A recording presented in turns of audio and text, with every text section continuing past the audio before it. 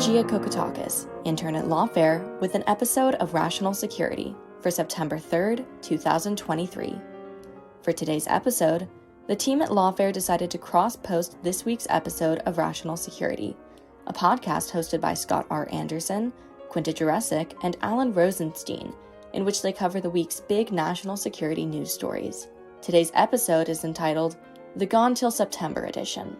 This week, Anderson, Jurecic, and Rosenstein sat down to discuss the death of Wagner mercenary chief and Kremlin caterer Yevgeny Prighozin, the agreement of Republican presidential candidates to use the military to target drug cartels in Mexico, Mark Meadows' request that his January 6th case be removed from Fulton County to federal court, and more.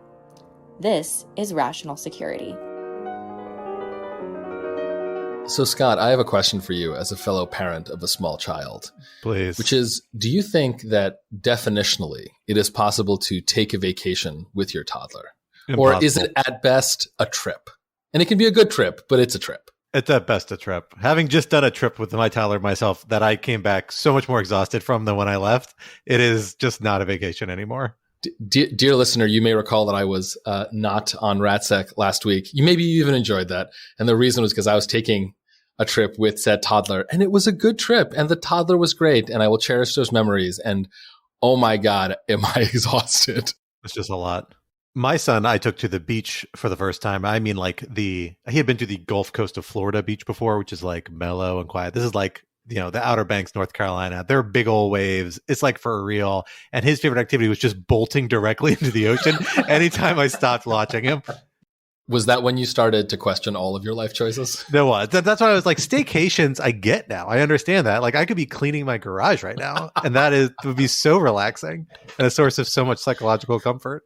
I literally am like marking down a weekend to clean my garage in September, October when it's cool enough to be out there for a couple hours. I'm very excited.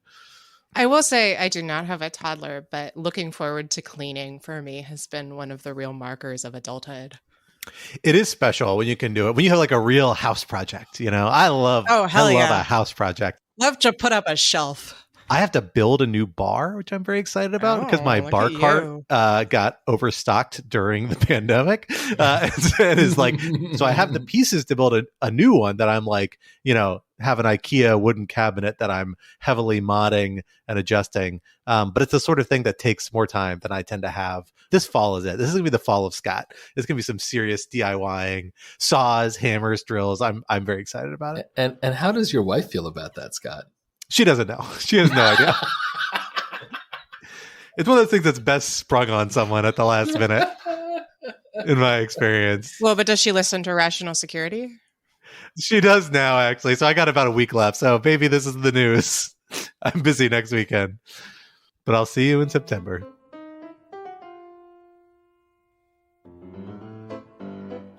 Hello, everyone, and welcome back to Rational Security. I am one of your co-hosts, Scott R. Anderson, back with you again, and thrilled to be back in the virtual studio with my two other co-hosts, Quinta Jurecic.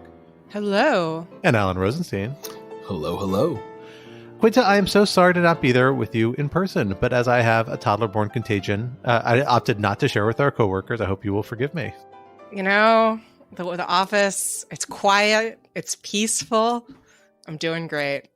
I'm just glad that we're all on equal virtual jungle studio footing.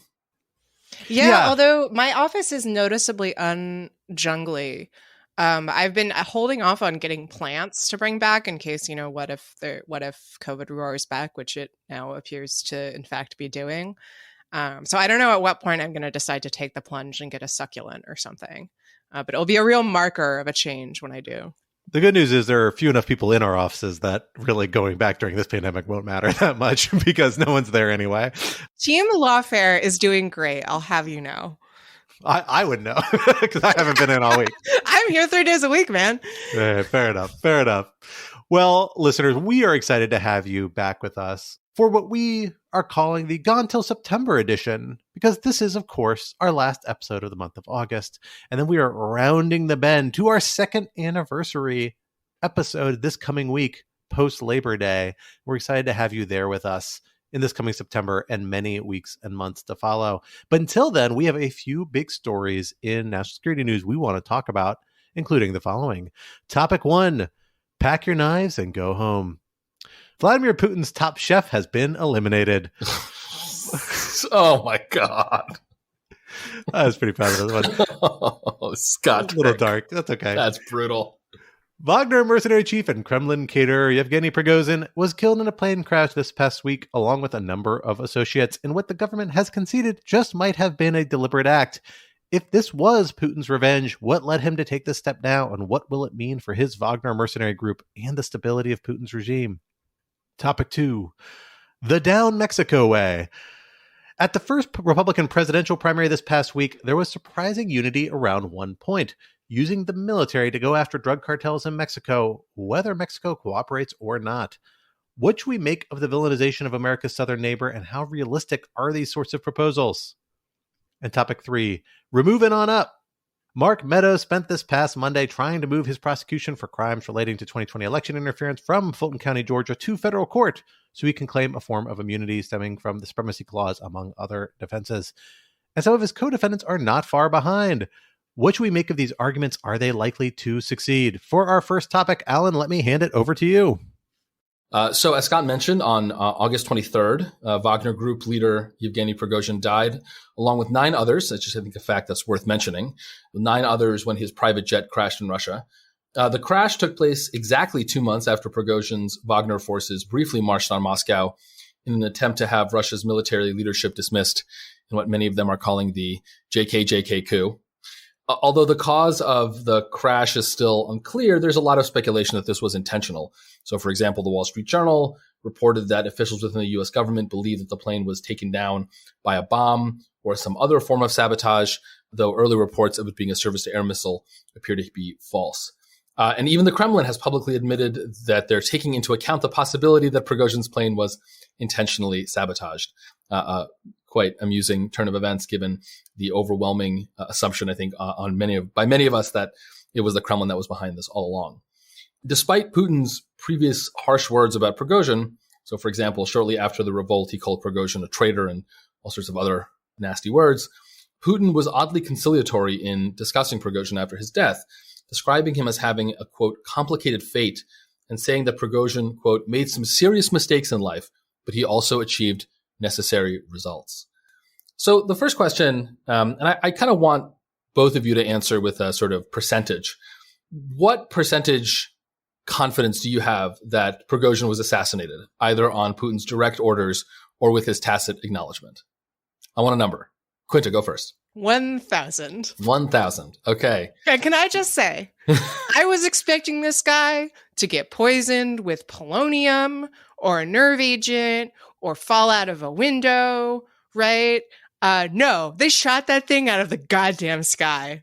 Incredible energy. They blew that thing out of the goddamn Incredible sky. energy. And also, we should say it wasn't just Prighozhin, right? It was also Dmitry Utkin, who was the actual Nazi. He had SS tattoos on his neck, founder of the Wagner Group, which I think speaks to just incredible chutzpah by Prighozhin and Utkin's part, that both of them got on the same plane, knowing that the Kremlin was not happy with either of them. Bravo. Hats off.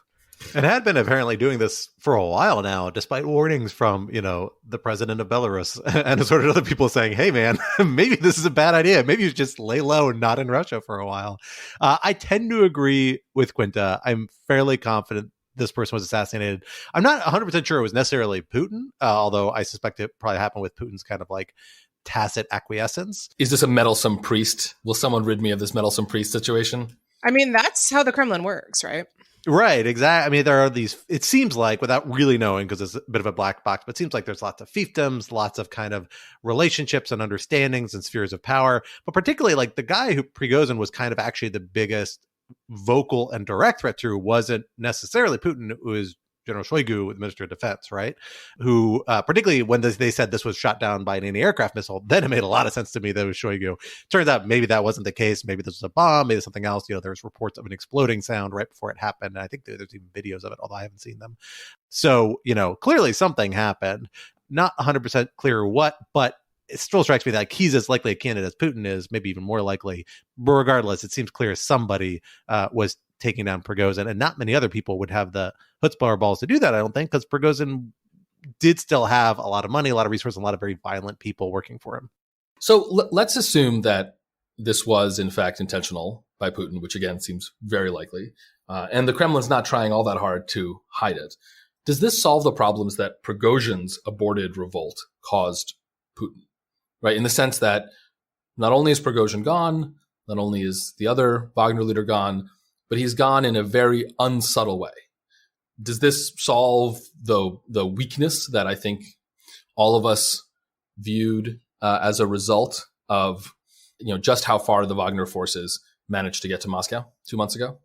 I mean, I don't know. And it's actually occurring to me now that with apologies to our listeners, I don't have a great sense of what is going to happen to Wagner now. I mean, part of the strangeness of Prigozhin's position over the last couple months since Cougate was that the Kremlin kind of couldn't live with him and couldn't live without him, that he had become very powerful because the Russian military is not in good shape and they really needed Wagner forces to assist them with the war in Ukraine. I actually don't know whether or not Wagner is going to keep fighting on the battlefield and whether to what extent the Kremlin will have greater control over it at this point.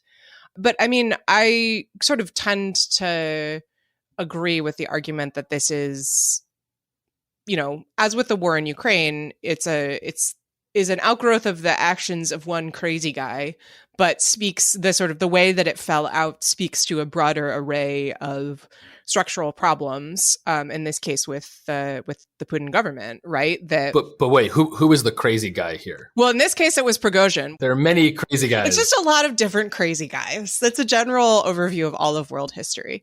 So in this case, I mean, I think that the reason that Prigozhin was able to get so powerful was in part because Putin has built up this kind of governance by playing off competing power structures, right? Orbiting around one another. He went into this war in Ukraine. It turned out he really needed help from Wagner. And in that respect, obviously getting rid of Prigozhin helps him out, but it doesn't seem to me that it's resolved the underlying problem, which is that he's embarked on a war that he fundamentally cannot win, that the Russian military doesn't have the capacity to win.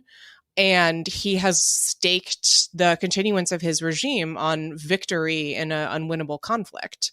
And so in that respect, things seem a lot shakier to me than they did even just a few months ago.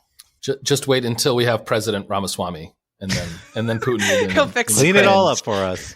Yeah, I don't disagree with what Quinta said, but I do think I think it's even more of a kind of double-edged sword for Putin and his regime than might be readily appreciated. There's an amazing piece Wall Street Journal ran that's called like The Last Days of Wagner's Prigozhin that I highly recommend reading because it really documents what he's been up to. And essentially he and the Kremlin have spent the last few months, particularly 2 months since the coup attempt, but arguably perhaps even a little bit longer, competing for essentially Wagner's clients, trying to win over influence, particularly with African clients that have been leaning on the Wagner group. And it describes in some detail how Kremlin officials were swooping in, building relationships, and excluding Prigozhin from some of these meetings, whereas Prigozhin himself is trying to get ahead of some of them, kind of competing with different elements of the Russian government for these contracts, essentially trying to balkanize, take the Wagner model and franchise it into different sort of entities, balkanizing the kind of private security contractor, state-run private security contractor entity industry in Russia. No doubt to try and cabin some of Prigozhin's influence because it showed itself to be dangerous to let him, one person, even somebody who would perceived as being very loyal to Putin, have this much authority. Killing Prigozhin, clearly sends the signal, hey guys, like don't mess with Putin or the actual regime. If you go too far, don't be fooled into thinking how big your center of gravity is. In the end, everybody's dispensable. This drives that point home. And maybe it has that sort of like, gangland, turf war sort of deterrent effect among other people who might be considering doing something along the lines of what Prigozhin did, which isn't a lot of people, but there are other oligarchs that could do different versions of flipping on the Putin regime, similar in the ways that Prigozhin did it. But the flip side of that is that it makes Russia look, in my mind, like a lot more of a fickle partner for governments and regimes looking for partners, right? And this is reflected a little bit in the Wall Street Journal article, talking about some of the reactions by African officials being like, well, I don't know if I can engage with Prigozhin because he's having these problems with the Russian government. And we had this long-standing relationship with Prigozhin, so it's weird that now these Russian officials want to meet with us separately. They're competing with them in a weird way. It just underscores the idea that when you sign on with a group like Wagner or with one of the successor groups that seems likely to come down the pike, you're dealing with a group of individuals that have a lot of internal infighting, that are willing to use violence against each other, maybe against other people who cross them the wrong way. It really is like entering into a deal with the mafia, right? And this is a very high profile demonstration of that. So in that sense, I kind of suspect strategically from a international politics perspective, it weakens Russia's hand pretty substantially, as does just having to realign and rejuggle the whole Wagner Group enterprise, which was a source of international influence for it.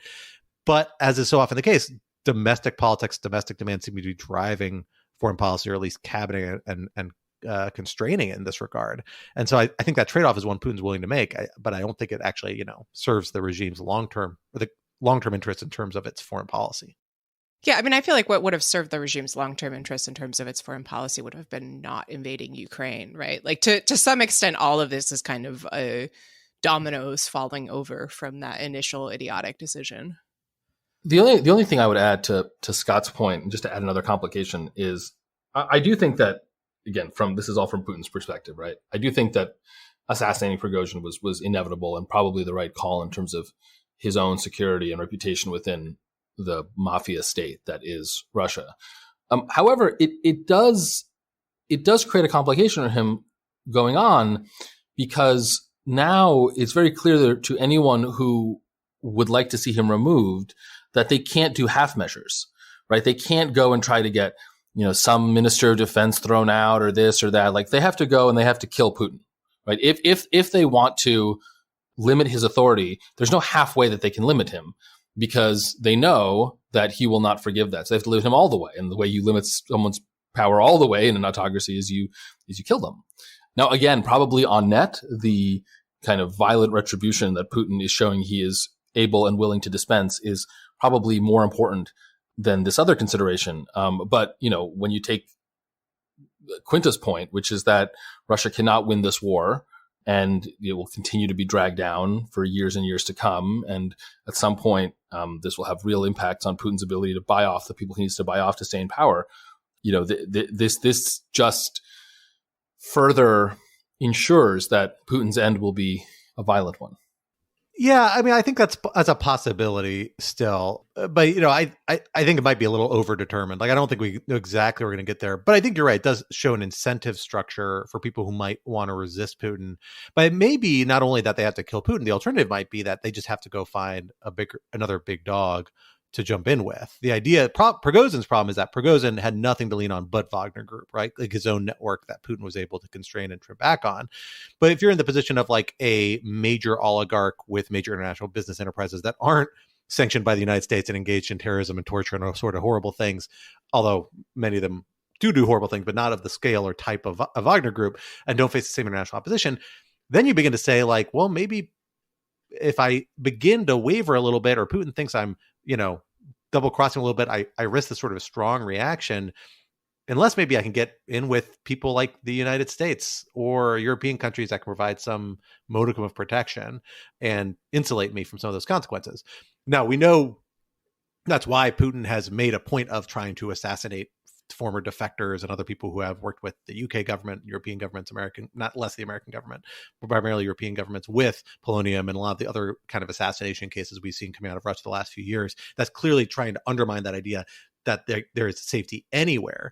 But this sort of incident where it's so clear that being in Russia is a big threat puts you at at such a control of this other regime. It does say that if people are able to get outside of it, maybe they do start to follow the advice that Prigozhin ignored and live outside of it and begin alliances and building networks as there. So long story short, I'm not sure it necessarily leads to Putin's violent death, because that's a big hill to get over to get there in terms of who's going to have the opportunity. But it might weaken his grasp even further, because it forces people to be in for a penny, in for a pound, when they do decide it's worth resisting him, and to find bigger allies that can capitalize on that sort of defection more. But then again, that's all still very hypothetical. There's a lot of other variables that enter into these sorts of calculations that we'll just have to see play out. So last question before we close out, and in a sense, the most important question, which is what effect will any of this have on the war in Ukraine? Which I guess is another way of asking the question that Quinta began to answer earlier, which is what effect will this have on the Wagner Group? And, for my money, I suspect the Wagner Group will continue to be a quote unquote private entity because it is useful for the Russian government to have such an entity. I suspect it'll be handed off to one of Putin's oligarch lackeys, and therefore it will become essentially more integrated with the Kremlin while maintaining its formal non-governmental status. And in the end, it's not going to change much on the ground. But I'm curious for what you all think. I don't know. I mean, I will say there's a really interesting article by Joshua Yaffa for The New Yorker about Wagner. This was published on August 7th, so before Prigozhin's death, where one of the things that he writes about is that Wagner went from sort of having very highly trained troops to having basically cannon fodder. And that what that means is that, they're able to do some things that the Russian military might not be able to do because they're willing to just put people out there to be mowed down. And there's a fair amount you can do, strategically or tactically if you're just willing to let your own people die in waves in order to overwhelm the enemy. But on the other hand, it means that they're not it's not a hugely skilled population of fighters. And at this point, the convicts that they were recruiting from Russian prisons may be kind of wise to the game, which I thought was interesting and may suggest that this was sort of a plan that had a limited lifespan to begin with. I don't know how that interacts with the fact that both Prigozhin and Utkin are gone. I will admit to not having a great sense of the Wagner organizational structure beyond that, although possibly nobody does. But I agree. I mean, the extent to which it can be kind of scooped up and put under the control of the Ministry of Defense, which I think was one of the proposals on the table that got Prigozhin mad at Shoigu in the first place, might, shape how things move forward. Yeah, I think I agree with that. I think the one thing we can say from this, it seemed like Wagner's moment in Ukraine had more or less passed. Maybe it was a resource that could have been reconstituted and used in other ways in the future. But the role it played in kind of trying to do that last Russian advance around Bakhmut is, that was kind of its heyday. We saw Prigozhin kind of consciously remove people. The one thing they do lose, though, is that Prigozhin did seem effective at building loyalty among these people, right? He actually got them to ride to Moscow with him, right? And he was very weirdly charismatic. Yeah, and he actually, that probably played into the fact that in Ukraine he was able to get them to do some of these horrible things the Russians need them to do that proves strategically advantageous. It's not clear to me, even if they have other groups of convicts or other people being fed into some sort of process, that whoever takes that over is going to have that gift, that charismatic pull, particularly given the more difficult circumstances. So there is a bit of a loss there, I suspect, for Putin, as there always is when you lose somebody who's proven effective at something. But obviously that's the calculus he made, is that that's worth it. Well, speaking of ill-advised invasions, it's recently become a meme in the Republican Party to propose invading Mexico.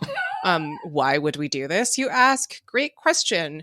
To somehow combat the Mexican drug cartels. So this is an idea that's kind of been brewing for a while. There's a good piece by Zach Beecham and Vox that kind of tries to trace the intellectual history of the idea and points it back to 2019, when President Trump announced that he would seek to designate the cartels as foreign terrorist organizations. But now it seems to have sort of hardened into this weird kind of orthodoxy among Republican legislators and presidential hopefuls. So during the presidential primary debate, which Trump did not attend, numerous candidates, including DeSantis and foreign policy expert Vivek Ramaswamy, suggested that the U.S. should take some kind of military action against the cartels. DeSantis promised to send special forces into Mexico on day one. Ramaswamy has said separately that he thinks that if the cartels meet the test for qualifying as a domestic terrorist organization, then that also qualifies them as a target for the use of authorized military force. Wait, domestic? Who's domestic? Our domestic or Mexico's domestic? Question. What a great question. So this is a nice little just like blended up group of words that have meaning in a different structure, but not in that structure, which leads into my first question for you, Scott, which is, would this be legal under international law? Yes, please. Former State Department legal advisor Scott Anderson, think hard about this. Really, give me this is a tough question. Yeah, you're in the State Department. It's the first day of the Ramaswamy administration, and they ask you, Scott, we'd like to invade Mexico. Is this legal? So the traditional answer would be no, but I am going to complicate it by two things. God damn you, Anderson. So this is it. But the answer is no. The answer is pretty clearly no. There isn't, the parallel we're drawing here is to terrorism, right? And we do have this idea that non-state actors in a state can commit the equivalent of armed attacks. That's the thing that triggers the right to self-defense under international law across international borders. And the United States has maintained, a number of other states allied with the United States have maintained, although it's fairly controversial and not universally subscribed to, that when that happens, the state that is being attacked has a right to engage in self-defense in the other state where that non-state actor is based under an unable or unwilling theory, right? So we apply that in the context of terrorism. Does anything drug cartels do, could that be construed in an armed attack in the international law sense? Almost certainly not. Maybe if they actually became terrorist groups or they're engaged in violent organized crime, you could kind of get there, at least because the United States has a historically low threshold for what constitutes an armed attack in terms of scale, whereas a lot of other states see it as having a substantial scale that probably could never be met by that sort of standard. But it's really stretching it. That's not sort of thing that we're really talking about. We're talking about fentanyl and opiates and drug dealing. We're not talking about a lot of violent organized crime at a scale that really threatens the nation in any meaningful way. There are cases, though, where states have occasionally made arguments like that. The one that I'm most familiar with is that Turkey has repeatedly argued that migrant flows are a threat to its national security, has engaged in self-defense arguments and military interventions based on self-defense arguments in Syria and Iraq on that premise. A couple other states have occasionally made similar arguments. They're a minority, and I think most people think this is a really problem. You can't just say any policy problem that crosses international borders is an armed attack and allows us to intervene militarily. But there is there's going to be hooks for people to hang on to for this sort of argument. They're weak hooks. It's not going to get anywhere. The point that stands out to me on this is that this really isn't a new idea. There was a whole movie made about this, guys. It's called Clear and Present Danger, and it is an American classic of Tom Clancy, macho. Haven't seen it, but want to. Is it a Harrison Ford Jack Ryan? It's a Harrison Ford as Jack Ryan. It is. No, I mean, Alec Baldwin was the best Jack Ryan in Hunt for Red October. True. I'm sorry. Yeah, but Harrison Ford is close second. Of the two Harrison Ford ones, I think it's the Patriot Games is the more serious and probably better one as film. Clear and Present Danger is more exciting and interesting to watch because Willem Dafoe plays a crazy special forces guy, and Willem Dafoe being crazy is always great. But the key point being, this isn't a new idea. This is something people have been talking about since the 80s, right? And has kind of done to various points. And I'll say, the fundamental problem is what do you think is really happening with these drug groups that you can target them in this way? The problem with criminal organizations is that they blend in with civilian populations, and that it's hard to investigate these things. That if you're going to start just blowing people up, you're going to kill a bunch of civilians because you don't know who's doing what, and a bunch of criminal operations are mixed in with a bunch of totally normal things that just people are doing about their everyday lives. They're not all hanging out on armed compounds processing pounds of fentanyl that you can just target with a missile and blow out of the face of off the planet, right? The same with the idea of interdicting, precursor chemicals for fentanyl by blocking trade into Mexico. That's going to kill tons of Mexicans because they're going to make their basic living goods they rely on much more expensive because all of a sudden they're going to have to go through this crazy blockade they've set up. It's a completely infeasible policy set that doesn't address the problem. And more fundamentally, it's really cruel. It's based on this idea that the actual consequences for Mexico just don't matter. They're all real. None of this stuff's going to actually happen for that reason. There are elements of this that might happen. Frankly, there are ways that military could be involved in drug operations with in cooperation with Mexico that might even make some sense, and they've done historically, but nothing like what these people are talking about. What this reminds me of a little bit is if you go back and rewatch Breaking Bad, every time they go into Mexico, suddenly there's like a sepia toned filter over the screen. And it's like, this is a different land. It's the land of drugs. They stole that from Arrested Development, as I recall. No, look, I will defend Breaking Bad. I love Breaking Bad. That was a bad choice. And I feel like it's kind of a similar vibe here. So three points. The first is I do want at some point come back to the question of who was the best Jack Ryan, because I actually think that both Chris Pine and John Krasinski are pretty decent Jack's Ryan. But, you know, you can friends discuss on Twitter. So the second thing I want to say is I just want to go back to this quote from Ramaswamy about domestic terrorism. And Quinta put it in the chat. I'm just going to read it out loud. It's amazing. So this is from a interview with Politico. Quote, if those cartels meet the test for qualifying as a domestic terrorist organization for the purpose of freezing their assets, I think that qualifies them for the U.S. president to view them as an eligible target for the use of authorized military force. This is truly an amazing sentence. Wait, Scott, what do you want? So I just want to say none of this is new again. What he's saying, people have been saying for 20 years. He just said domestic instead of foreign. Well, but that's important. It's certainly important. So the point I'm trying to make here is that, like, Ramaswamy, clearly a smart guy, like, just doesn't know anything about anything. No. Allow me. Okay, this is what I think. This is what it sounds like when you are good at making people think that you're smart, but you don't actually know anything. Well, I think you can be smart and not know anything. And I just want to point out a couple of things. So it's not just the domestic versus foreign terrorist organization issue, right? It's also the fact that if the U.S. president wants to use authorized military force, the force must be authorized. That's the whole point. Like, I think there's this weird idea here that, you know, by becoming president, you can just bomb whoever you want and it's authorized because it's authorized. But we have a whole mechanism for Congress to authorize you to do things. It's called the authorization for use of military force. And you have to, like, point to one. I mean, honestly, actually, most uses of force don't have an AUMF. Most of them are just on Article 2 authority. But yeah, and it's not clear that they're authorized. What are they authorized by? That is auditioning for his job in the Ramaswamy. Yeah, am I right? Exactly. Legal advisor. Look, this is wrong, but this does, like, with the point I think is that I'm trying to get at here is that, like, these are a weird recycling of talking points. Like, it's actually kind of, and which is part of the reason they sound like they're so canned and ridiculous. And yeah, there's not a lot of substance behind them, because this idea of a foreign terrorist organization, FTO designation, which is a legal regime that's been in place since the 90s, tons of people think all the time, frankly, from both parties, but admittedly from people who tend to be a little more inclined to try and use of force solutions to address terrorism. There's long this confusion saying that, if you designate someone an FTO, that means you can target them with military force. That's not what the regime does. The regime does require determination that the person is a threat to the United States. Being a threat to the United States does not mean you can just start being shot at by U.S. soldiers at any time. There are lots of threats to the United States that, you know, we don't address militarily for good reason, and that we wouldn't be legally allowed to domestically or internationally.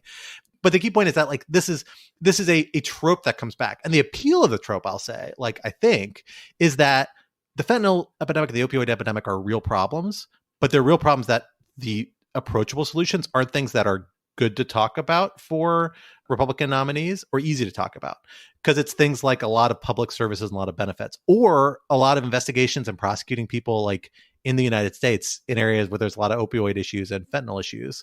Like, people are on board with, like, we're prosecuting dealers, but what about, like, users? And what about providing, like, avenues for care as opposed to imprisonment? Like, it gets into needing some sort of public health safety net. And that's not something that, you know, Republican candidates for president want to talk about as a policy solution. It's much easier to say, this is an externalized problem. Let's blame this on somebody else. That's what we've seen happen around the drug conversation, frankly, continually over the last 3 or 4 decades. Okay, so Scott, I will grant you we don't have to pick on Vivek this whole conversation. I actually want to defend Vivek on one more point, but I'll save it. Oh my God! But I will take your invitation to expand this out, because I do think you are right that what's more important here is the trope, like the meme-like nature of this among the Republican Party. And the point I just want to make here is, like, the MAGA movement does not have a lot of silver linings. As Quinta would say, you don't have to hand it to them.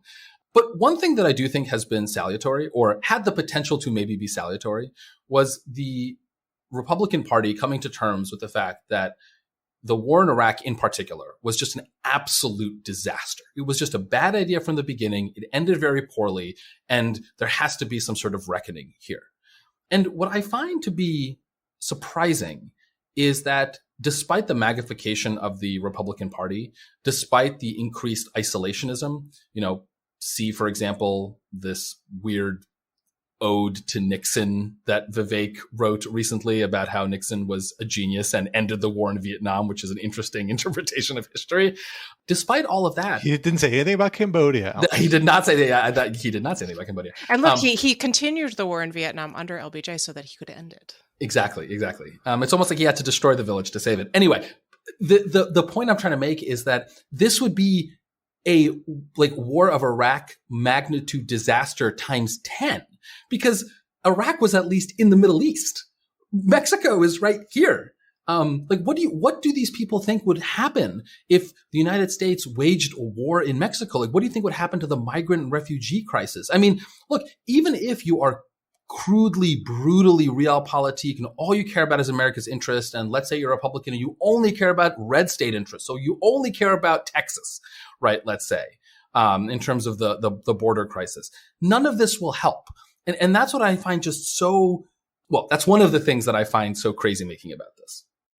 So what I would say is that I think that if we categorized Iraq and Afghanistan as like foreign wars or adventurism abroad or something like that, I think that Mexico exists in kind of a different space in like the mega mind, so to speak, right? I don't think it exists as somewhere over there where there is, like across the sea, right? Like America goes not abroad in search of monsters to destroy. I think it's more a kind of like psychic weight of the sort of demonic presence at your doorstep that you have to keep out. There's an incredible quote, and I can't remember, I think it was the CBP commissioner under Trump, who said, every town is a border town at one point under the Trump administration. And I feel like that really just encapsulates it. Like the border is not a physical space. The border is kind of a psychic anxiety over the concept of being invaded, where invasion is a constant status that could happen to you at any time by those other people.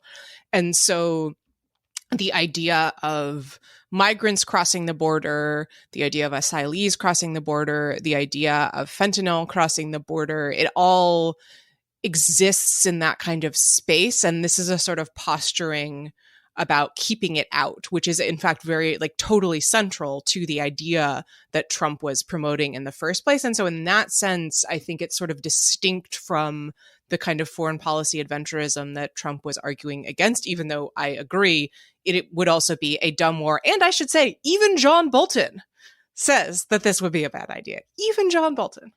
Yeah, I think this is a really good point, Quinta. And I think maybe another way of describing or sort of formulating what you were saying is that this is a deeply authoritarian foreign policy impulse in a way that the wars in Iraq and Afghanistan, they were not authoritarian wars. Now, again, this is not to defend them. That's not the point here.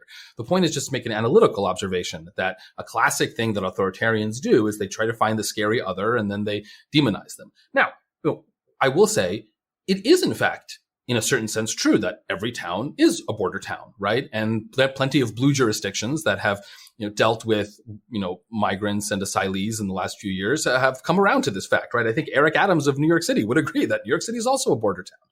But the point is that there's a version of that concern, which sort of any government, any society will deal with and is compatible with liberal democratic institutions. And there's a version of that concern that is not. And the version of that concern that is not is the one that you are seeing on the MAGA stage. I want to defend Vivek Ramaswamy on one more thing. Wow, just the fan club. Can we get a T-shirt or a patch? I'm with Vivek, man. Vivek 2024 here. Not quite. But I do want to say this, just because we hit him pretty hard for being dumb and not knowing what he's talking about. Which in that quote, absolutely true. He does not know what he's talking about. What he's talking about. I live in fear of the day that when we finally put transcripts to Rational Security episodes up in the quotes, people will find things I've said. But yes, fair point.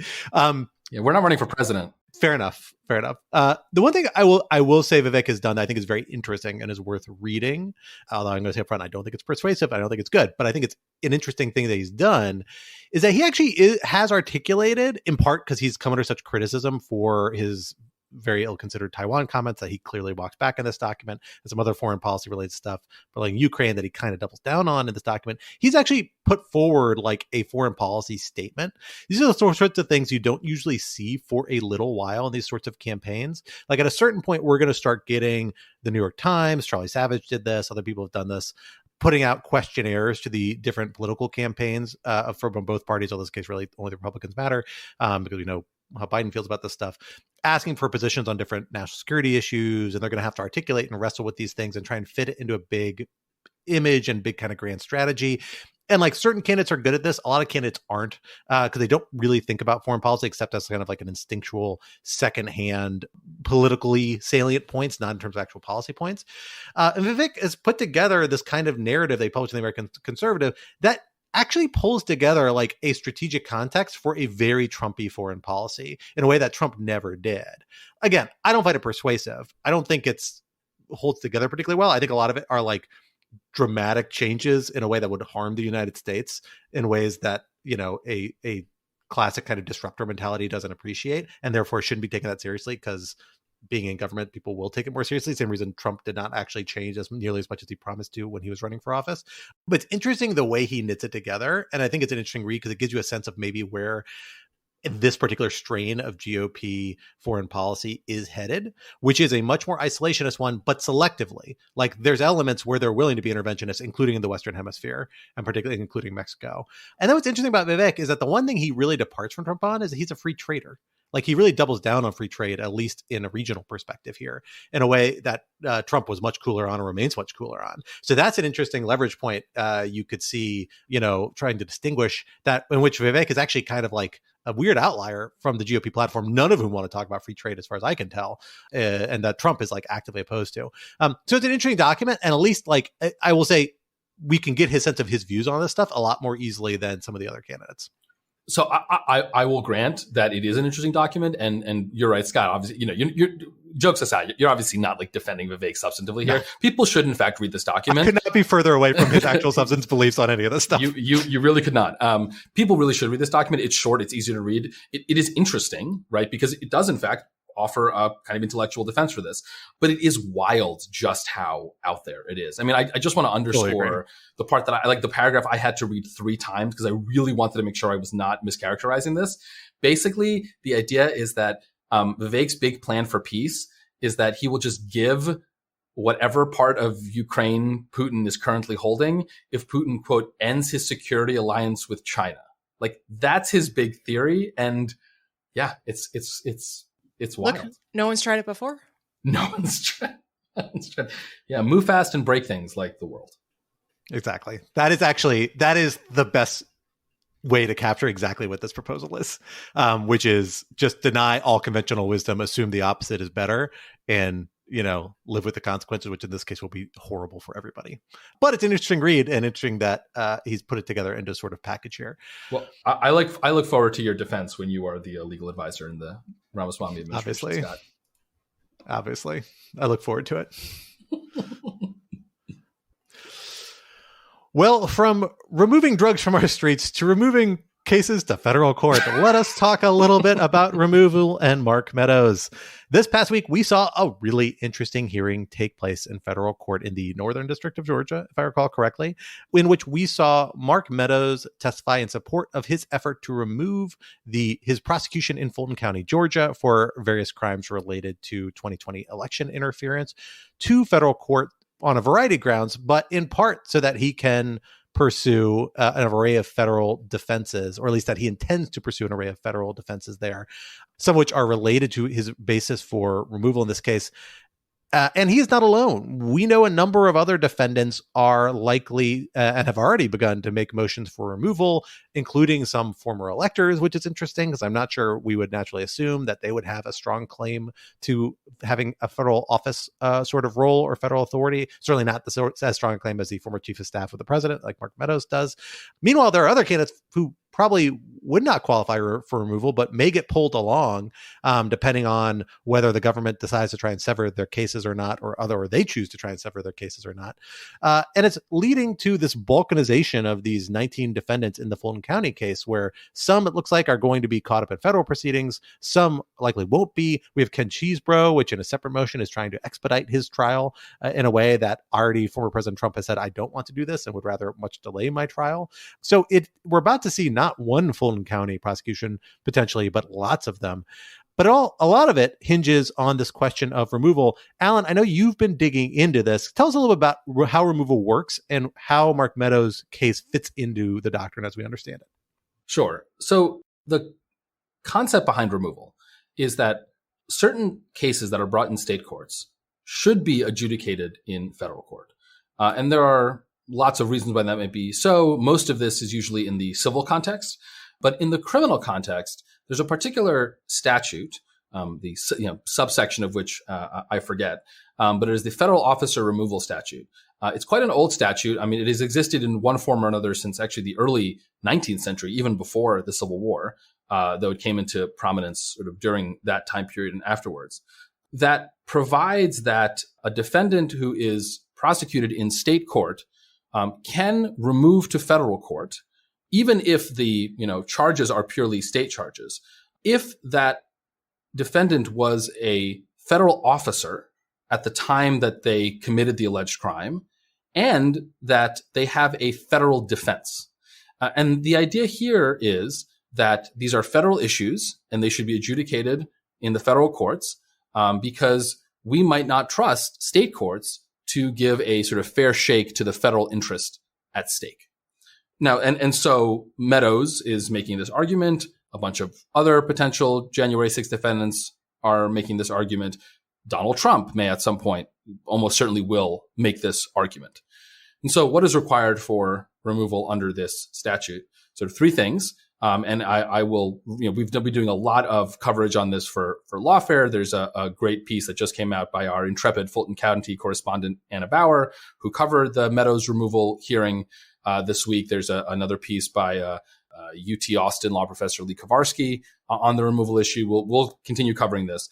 But the simple version is that in order for Mark Meadows to remove to federal court, he has to establish three things. The first was that he was a federal officer at the time the alleged events took place. This is easy to establish. He was the chief of staff. Second, that the actions he was taking were taken pursuant to his federal authority or to his federal duties as chief of staff. And then the third is that he has a federal defense, a colorable federal defense. And so the real action here is on 2 and 3. And really, I mean, you can parse this in different ways. I find it simplest to just sort of try to cut through all of this. Ultimately, all of this hinges kind of on one fundamental question, which is, are the actions that the chief of staff took, Mark Meadows took, are they close enough to within the sorts of things that the federal that the chief of staff to the president is supposed to do, that any criminal prosecution of that would potentially run afoul of the Supremacy Clause, right? The idea that federal law, constitutional law, statutory law is supreme over state law. And this is what the evidentiary hearing that took place this week is about.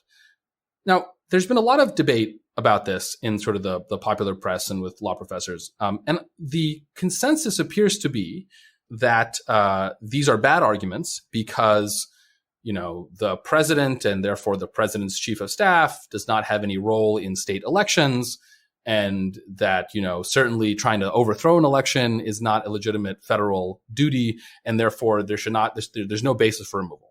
So I actually tend to disagree. In my view, these cases are not just Meadows, but I think also even Trump's. I'm going to get a lot of flack for saying so. I think these are actually pretty solid cases for removal at this stage because a couple of things.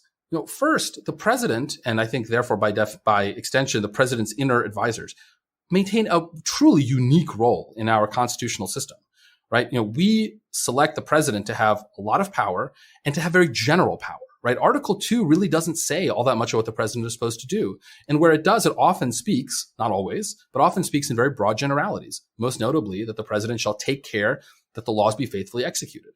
And the way I read that and the way I think also a lot of progressives who like broad presidential authority when it's in their interest read that, is that, as a general matter, the president has at the very least a responsibility to look into serious violations of federal law.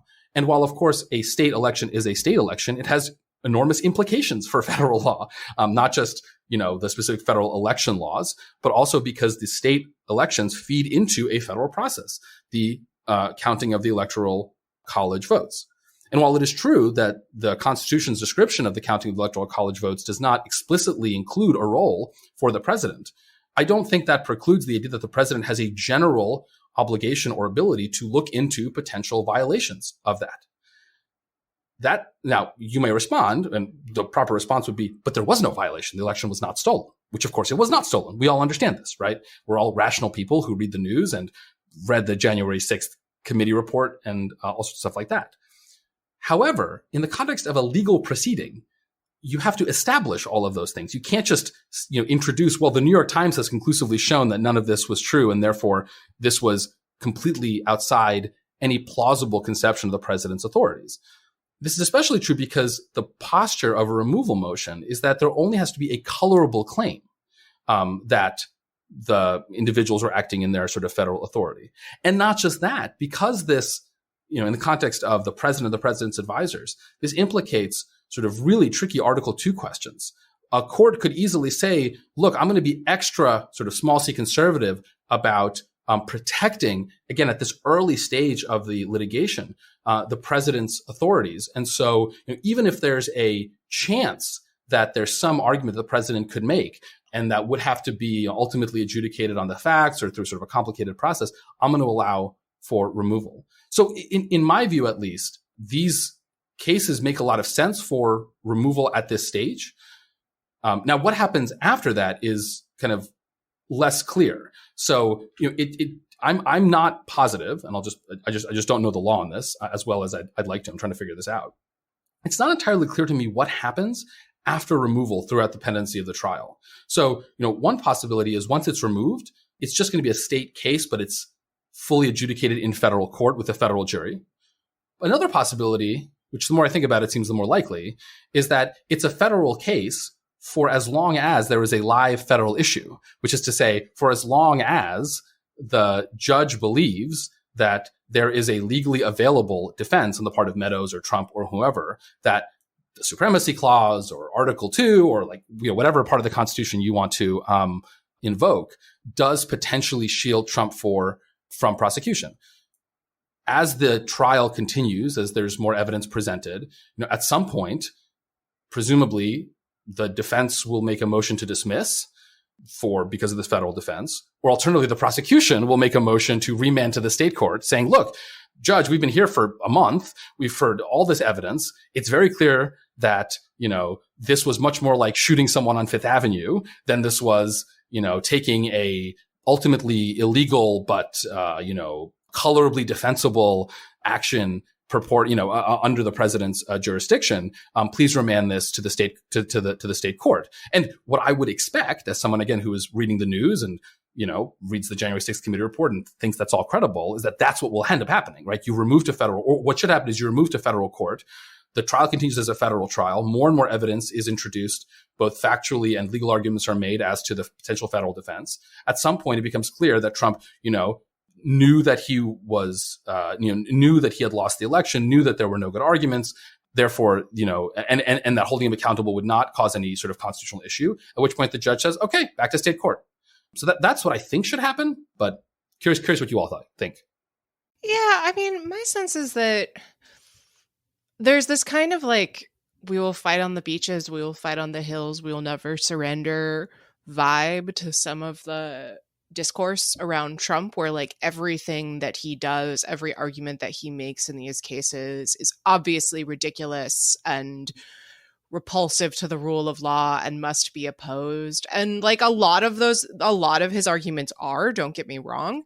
This doesn't strike me as one of them. I don't know what the right answer is. I think nobody really does, because this isn't, frankly, a situation that has ever arisen before. And it's also, I think, important to note that It's not super clear to me that there's a huge amount riding on this. Alan, I know that you and Anna have been working on this, but there's this idea that if it's removed, that the jury will be more conservative and white, but like maybe, but it's not super clear. It seems to me more like the idea is just to delay by dragging things out, moving it from jurisdiction to jurisdiction. On the other point, Fulton County is not a model of speed when it comes to bringing these cases to trial.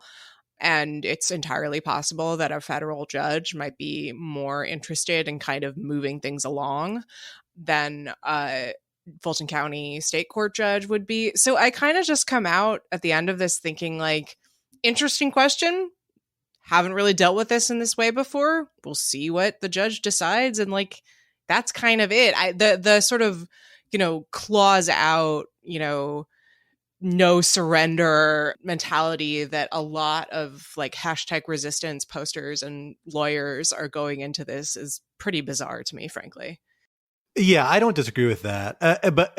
I would say also, on the Meadows point, really the point of contention should be the defense itself, right? Like that is what people should object to with good reason. I think a lot of the arguments people are bringing out against removal are actually objections to the assertion of the underlying defense, right? That they ignore the kind of colorable standard at this stage and are beginning to just attack the actual defense itself by saying it's not even colorable. Colorable is a low bar, right? So it's certainly there's like a plausible argument to be had here, and like that is the reason the statute is structured this way.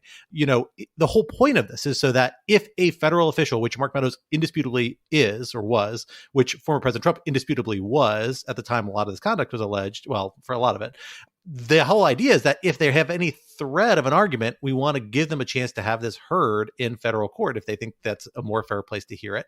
And that's what they're doing. And that's not necessarily inappropriate in this case. The actual underlying defense raises a lot of questions about the scope of their duty. What sort of acts are these? How do they fit into, the idea of the president's role versus some political role? And that's going to be really interesting to see how that plays out. It gets to this bigger theme we have seen the executive branch really wrestle with throughout the whole Biden administration. This is something I desperately want to write an article on that I just haven't had time to really tackle, where the Biden administration has, since the kind of the NARA litigation around January 6th productions, really kind of been trying to drill down on where the line is for the presidency between the president's duties and the political role, because that bore on the application of executive privilege. It bore on, the assertion of different types of indemnification in various civil claims against former President Trump. It's born in a bunch of different places. And you've seen all these data points that boil down to the executive branch saying, no, there actually is a line here that we're willing to assert in a way that the executive branch, frankly, I don't think really was that excited about asserting before the present moment. It's an evolution in executive branch thinking that I think is really notable and interesting. And that's, I suspect, might come out here. Now, the executive branch isn't involved in these proceedings, but I kind of think maybe the federal district court might ask for an amicus. Well, not just that. I mean, they're not involved until this goes to the Supreme Court. Like, let's be very clear here. I mean, these are the weightiest questions of executive power in a generation. So at some point, the Solicitor General will have an opinion about this. I agree. I mean, at some point they absolutely will. I am curious. So it's actually interesting. There are like a lot of constraints on the appeal of remands for removal that have been the subject of Supreme Court litigation even in the last couple of years. I was just kind of like poking at this a little bit in preparation for the session. I don't know where this fits into that, and I'm not asserting that this falls under it. But Congress has actually like consciously restricted the ability to appeal certain remand decisions. So this might get cut off before it gets to that level. I'd be a little surprised, but then it could come through the state court, and also get to the Supreme Court if they assert a federal defense there, fail, and then gets appealed to the Supreme Court eventually there. But yeah, at some point, I agree, the government's going to weigh in. I think it'll be interesting to see if they weigh in even at this stage, or if the court actually asks them to, which federal district court judges, like appellate courts, can ask, solicit the views call for the views of the federal government. I don't know if they would in this case necessarily, but they certainly could. Guys, is this what it's like to take Fed courts? Oh, it's so much worse. It's just this for weeks and weeks and weeks. I loved Fed courts, for the record. Fed courts is great. Well, that explains a lot, Scott. Really, this is where Scott's love of standing comes from. I wanted to just go back to the point that Quinta made, because I think it's so important, which is we are at the beginning of a very, very long process. So many cases, so many defendants, so many legal issues, so many appeals, so much this, so much that. And you have to keep your powder dry. Like you cannot lose your mind about every single thing. It's bad for your blood pressure, but it's also just bad for the credibility of the, legal commentariat, which we are all part of. And I am old fashioned enough to think that, you actually do gain by conceding when the person you think is the worst has a good point, or at least a colorable point. And, without naming names, I'm just concerned that this is a preview of, again, the sort of full court press, claws out, just everything has to be just destroyed. And, it bums me out, because that's just going to be a bad way of living the next, it's hard enough to sort of deal with all the nonsense that's going to come out of Trump and his allies without also having to say, turn around and say, but you people also are being a little crazy. Everyone just calm down. It's just, please stop. Everyone, please stop with this. Well, on that point, we are out of time for this surprisingly tight episode of Rational Security. I'm very proud of us. Because we were under some outside time constraints. But this would not be Rational Security if we did not leave you with some object lessons to ponder over in the week to come until we were back in your ear holes. Alan, what do you have for us this week? Well, the first thing I have is please stop saying ear holes, for the love of God. I will never. I like to sneak it in there occasionally still. My eye holes twitch. When you say ear holes. So my object lesson is the book Trust by Hernan Diaz. I wish I could say that this is a really obscure book that no one's heard of, and then I'm pulling it out. It won the Pulitzer last year, so I'm hardly a trendsetter here. But it is a fabulous book, and so kind of the very, very, very short version of it, but I can't say much without ruining it. It is about the life of a very rich couple, kind of an industrialist and his wife, in the 1920s, sort of right before and sort of through the crash. And that's sort of all I can say about it, because it is a kind of literary puzzle box. And I hate this kind of fiction. I cannot stand formally inventive fiction. I just want a story with characters. I get annoyed when authors don't use quotation marks because they're trying to be edgy. I cannot stand formally inventive literature. I don't understand, and I will fight anyone in this. Why do people like Ulysses? Why is it worth reading exactly? Don't get me started on Finnegan's Wake. And I say that because this is the truly, truly rare book that is both a formally incredibly inventive and clever literary puzzle box and is an absolute joy to read. I read it in 2 days. My wife read it and immediately read it in 2 days. You cannot put it down. And I just never read a book like that. That one that's just such a kind of beautiful piece of fiction and is so incredibly clever. So highly recommended, Trust by Hernan Diaz. And everyone, all you James Joyce stans, please be nice to me. I love Dubliners. I think that the last last two sentences of The Dead is still the greatest, closer of the English language. But you and everyone else. Yeah, you know what? He lost me at Ulysses. Take that, Joyce. Yeah, exactly. I've just single-handedly destroyed the reputation of James Joyce. Ruin my Bloomsday. I can get mine Bloomsday. Quinta, what do you have for us this week? Well, speaking of formal inventiveness, this is also not really, I'm not dragging out anything that is particularly obscure, but the wonderful HBO show How To with John Wilson is wrapping up its 3rd season. I think the last episode comes out this Friday. So if listeners are not familiar, this is a show where it's a documentarian who, as far as I can tell, just films everything in his life and strings together those clips with very sort of sweet and funny and unexpected narration over the top about his life in New York. And each episode is fashioned as how to do something. So the first episode of this season was how to find a public restroom. The most recent episode, which I will not spoil, goes in some really interesting directions and does some interesting stuff with what is the nature of truth? What is the meaning of documentary? So highly, highly recommended. I will be very sad when it's over, but I'm very happy that we got a full another season. Oh, I have wanted to watch this for a while. I'm so glad you reminded me it existed. It's so good. It's so good. It's truly I've like heard nothing about else. this, and I'm so curious. Nathan Fielder, I think, is involved with like a production. Yeah, I think he's the right? executive producer. Yeah, that's really interesting. Who I think does really interesting things with like weird genres like this. That's great. Well, I also am dipping into a familiar well with my recommendation. Also a Pulitzer Prize winner, but from like 3 or 4 decades ago. So it's not that interesting. But I have spent the week inserting an ungodly number of footnotes into a long article I'm writing that has a strong historical component. I'm almost done with it. I'm hoping to finish today. Editors, I swear it's coming to you. Don't worry soon. But because of that, I've been digging into a lot of history books that I've had on my bookshelf. And one of them has just kept sucking me in amazing ways. And this is Stanley Karnow's Vietnam, a History, that won the Pulitzer Prize, I think in the 80s, if I recall correctly.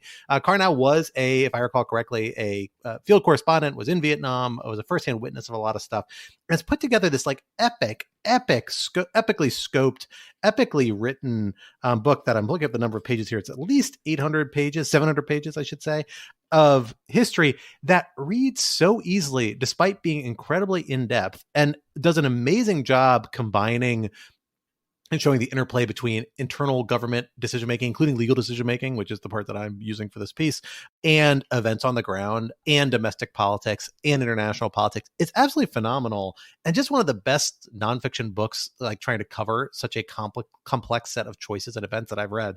So I want to sit down, once I get done with this, sit down and actually read it cover to cover, which I have not done. I've just been reading the chapters relevant for what I'm doing, of course, as all academics do. Nobody's read all these books and all these footnotes.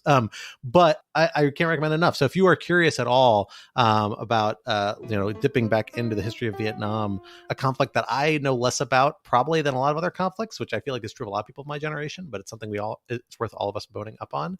I can't recommend it enough.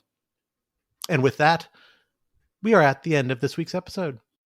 Rational Security is, of course, a production of Lawfare, so be sure to visit lawfaremedia.org for our show page, for links for past episodes, for our written work and the written work of other Lawfare contributors, and for information on Lawfare's other phenomenal podcast series.